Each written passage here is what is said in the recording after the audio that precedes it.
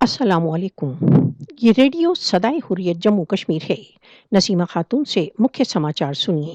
भारत द्वारा आर्टिकल 370 के अवैध बहिष्कार के पश्चात भारत द्वारा अवैध रूप से अधिकृत जम्मू कश्मीर की अर्थव्यवस्था को बहुत अधिक क्षति पहुंची है। भारतीय सैनिक घेराव तथा उसके पश्चात लॉकडाउन ने भारत द्वारा अवैध रूप से अधिकृत कश्मीर की अर्थव्यवस्था को बहुत अधिक हानि पहुंचाई है। भारत द्वारा अवैध रूप से अधिकृत जम्मू कश्मीर की अर्थव्यवस्था का कोई भी सेक्टर ऐसा नहीं है जिसे गत 2 वर्षों में हानि न पहुंची हो।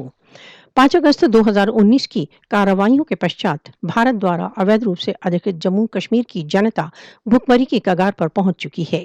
कश्मीर को प्रतिदिन सहस्त्रों करोड़ रुपयों का नुकसान हो रहा है। KCCI 5 अगस्त 2019 के पश्चात पहले 4 मासों में कश्मीर की अर्थव्यवस्था को $2.47 बिलियन की हानि हुई। 5 अगस्त 2019 की कार्रवाई के पश्चात भारत द्वारा अवैध रूप से अधिकृत जम्मू कश्मीर की अर्थव्यवस्था को एक वर्ष में $5.51 बिलियन की हानि हुई। सन 2020 में कश्मीर घाटी को लगभग 40,000 करोड़ INR का आर्थिक नुकसान हुआ। एक अनुमान के अनुसार जून 2020 तथा मार्च 2021 के मध्य 5 लाख कश्मीरी बेरोजगार हो गए। एक रिपोर्ट के अनुसार सन 2020 में कश्मीर की प्रत्येक बिजनेस में 50% की कमी आई। कश्मीरियों को भुखमरी की स्थिति पर लाने के लिए भारत द्वारा अवैध रूप से अधिकृत जम्मू कश्मीर की अर्थव्यवस्था को बहुत व्यवस्थित रूप से नष्ट कर रहा है।